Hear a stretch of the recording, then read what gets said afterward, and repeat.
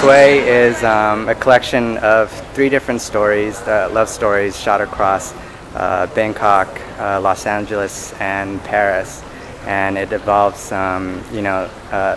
these 3 different relationships that sort of represent the different generations of immigrants. And, it's a look into how small our world is becoming as just the culture divide and technology is starting to make everything shrink.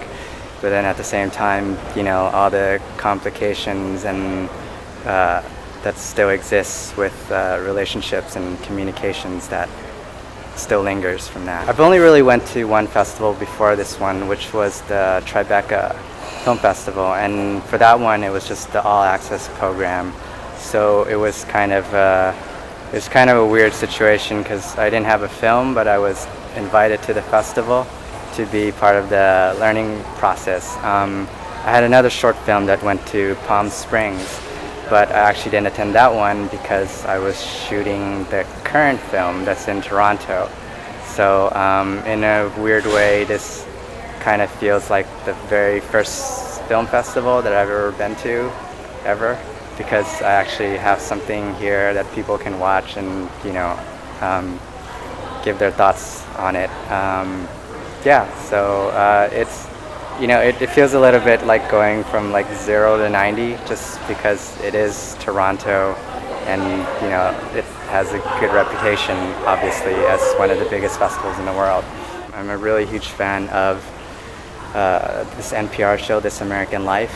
They had an episode called John Smith, which was essentially like a documentary about different people named John Smith, and they cut it together, so it was like you're watching the life of one person.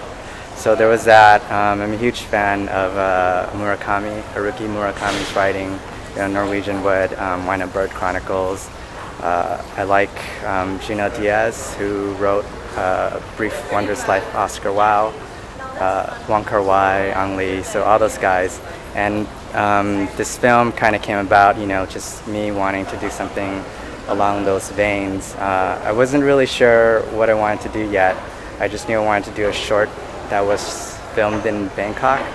So I got there around March 2010, which was like at the height of this huge political protest, and the group called the Red Shirts basically took over the downtown Siam district, and they built like these makeshift fortifications of like bamboo tires and like just basically getting ready for this huge military clash with the police, which ended up happening about 2 months later. So I talked to my parents about the whole experience, and they grew up in Thailand during the 70s when it was very political as well. And it was interesting hearing them talk about how they kind of saw things the same way the Red Shirts do now, but their ideologies sort of shifted as they got older. So it was that was kind of the catalyst for the first short film, and then it went to the other stories that just sort of expand on this idea of perceptions about like ideology and love. It kind of shifts and changes as you get older and as you travel and go to different places and meet different people. Reggie told me we were getting reviewed by Hollywood Reporter and Screen, so they're pretty big magazines. And not even just the magazine people. I've watched this film probably 500 times or something, and it, the humorous parts, the moving parts, they all kind of sort of get whittled down where you don't really see the edges anymore. So I'm just kind of curious to see what the public's reaction in general is to the film.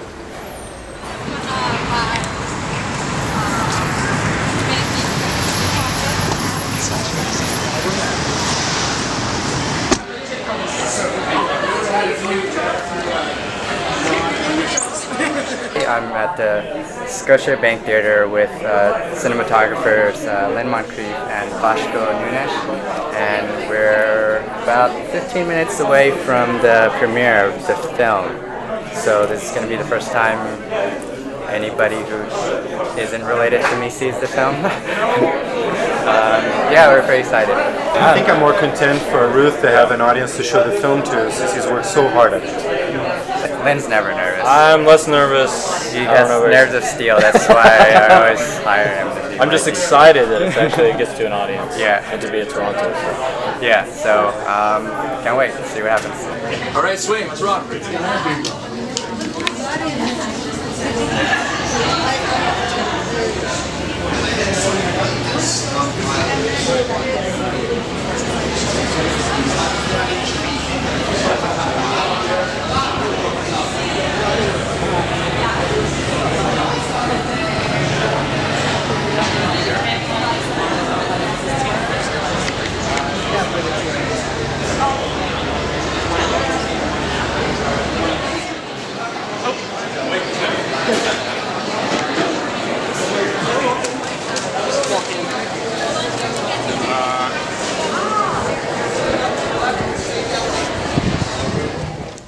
Now, I'd like to introduce the director, so please join me in welcoming Rooth Tang.